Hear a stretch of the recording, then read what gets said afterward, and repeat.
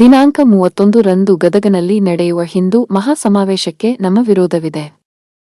ನಮ್ಮ ಸಮಾನತೆಯ ಸಂಘಟನೆಯ ವತಿಯಿಂದ ದಿನಾಂಕ 31ರಂದು ನಡೆಯುವ ಹಿಂದೂ ಮಹಾಸಮಾವೇಶಕ್ಕೆ ನಮ್ಮ ಸಂಘಟನೆ ವತಿಯಿಂದ ಕಟುವಾಗಿ ಖಂಡಿಸುತ್ತೇವೆ. ಅವರು ಹಿಂದೂಗಳು ಹಾಗೂ ಲಿಂಗಾಯತರನ್ನು ಒಡೆದು ಹಾಕುವ ನೀವು ಬಸವಾದಿ ಶರಣರ ಹೆಸರಿನಲ್ಲಿ ನಡೆಸುವುದು ತಪ್ಪು. ಬಸವಾದಿ ಶರಣರು ಎಲ್ಲರೂ ಒಂದು ಎನ್ನುವ ಭಾವ ತುಂಬಿದವರು. ಹಾಗಾಗಿ ನಾವು ಕೂಡ 30ರಂದು ಸಮಗ್ರ ವಚನ ಕಾರ್ಯಕ್ರಮ ಏರ್ಪಡಿಸಲಿದ್ದೇವೆ. ಹಾಗೆ ಮುಂಬರುವ ದಿನಗಳಲ್ಲಿ ಬೃಹತ್ ಸಮಾನತೆಯ ಸಮಾವೇಶವನ್ನು ಗದಗ ನಗರದ ಗಾಂಧಿ ವೃತ್ತದಲ್ಲಿ ನಡೆಸಲಿದ್ದೇವೆ ಎಂದು ಬಸವರಾಜ ಸುಳಿಬಾವಿ ತಿಳಿಸಿದರು. ಅವರು ನಗರದ ಪತ್ರಿಕಾ ಭವನದಲ್ಲಿ ಮಂಗಳವಾರ ನಡೆದ ಸುದ್ದಿಗೋಷ್ಠಿಯಲ್ಲಿ ಈ ಕುರಿತು ಮಾತನಾಡಿದರು.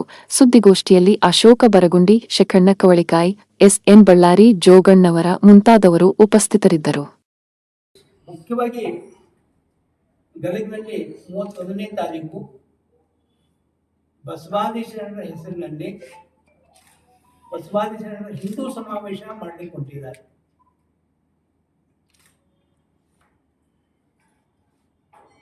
ಈ ಬಸವಾದಿ ಶರಣರಿಗೂ ಹಿಂದೂ ಸಮಾವೇಶಕ್ಕೆ ಏನ್ ಸಂಬಂಧ ಅಂತ ನಾವು ವಿಚಾರ ಮಾಡಿಕೊಂಡು ಆ ಬಗ್ಗೆ ನಿಮ್ ಜೊತೆ ಮಾತಾಡ್ಲಿಕ್ಕೆ ಬಂದಿದ್ದೀವಿ.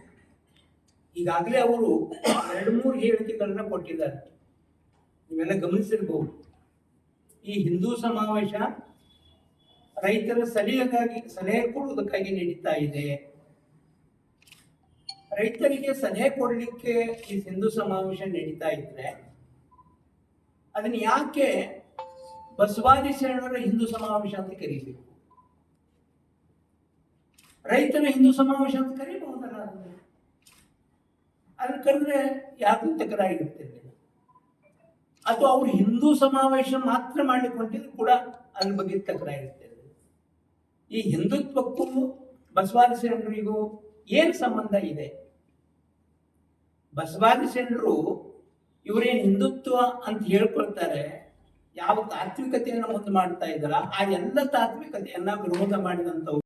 ಮುಖ್ಯವಾಗಿ ಈ ಹಿಂದುತ್ವ ತಳಹದಿ ಏನು ಅಂತಂದ್ರೆ ವೇದ, ಉಪನಿಷತ್ತು, ಆಗಮ ಶಾಸ್ತ್ರಗಳು, ಅಂತಾನೆ ಈ ಪುರಾಣಗಳು, ಅವ್ರ ಮನುಸ್ಮೃತಿ, ಇವೆಲ್ಲೂ ಕೂಡ ಅವ್ರಿಗೆ ಆಧಾರಗಳು.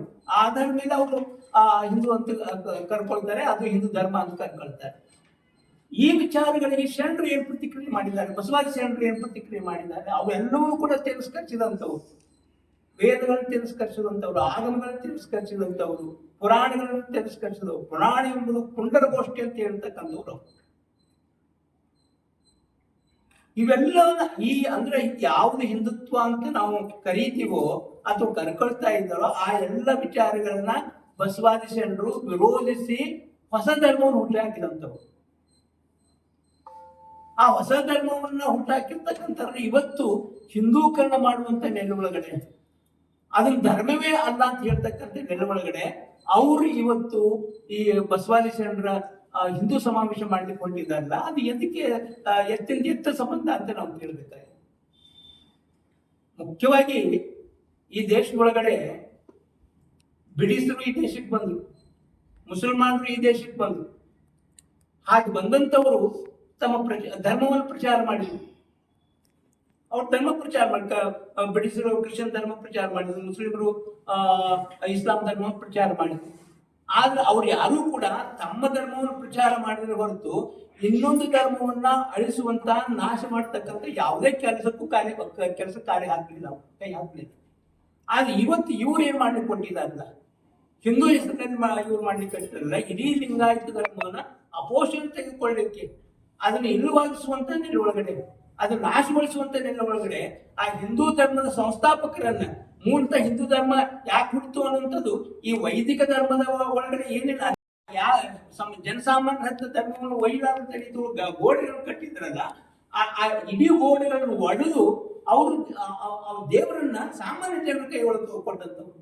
ಅವ್ರೇನೋ ದೇವಸ್ಥಾನ ಒಳಗಡೆ ಇತ್ಯಾದಿಗಳ ಅವ್ರು ಪ್ರತಿಪಾದನೆ ಮಾಡಿದ್ರೆ, ಏಕ ದೇವೋಪಾಸನೆ ನೆಲೊಳಗಡೆ ಅವರು ಲಿಂಗವನ್ನ ಕೈ ಒಳಗಡೆ ಕೊಟ್ಟು, ಅಂಗೈ ಒಳಗೆ ಕೊಟ್ಟು ದೈವತ್ವವನ್ನ, ಧರ್ಮವನ್ನ ಕಾಣ್ರಿ ಅಂತ ಹೇಳಿರ್ತಕ್ಕಂಥ ಆ ಧರ್ಮದಲ್ಲಿ ಇವತ್ತು ದೇವಾಲಯಗಳಿಗೆ ಸೀಮಿತವಾಗಿ ಇಡೀ ಸಮಾಜವನ್ನ ವಿಭಾಗ ಮಾಡಿ ಜಾತಿ ವ್ಯವಸ್ಥೆಯನ್ನ ಸ್ಥಾಪನೆ ಮಾಡಿಕೊಂಡು ಶ್ರೇಣೀಕರಣದ ಅಡಿಗೊಳಗಡೆ ಲಿಂಗಾಯತ ಧರ್ಮ ಸ್ಥಾಪನೆ ಆಗಿರ್ತಕ್ಕಂಥದ್ದು ಎಲ್ಲಿ ಅನ್ನೋದನ್ನ ನಾವು ಕೇಳಬೇಕಾಗಿದೆ.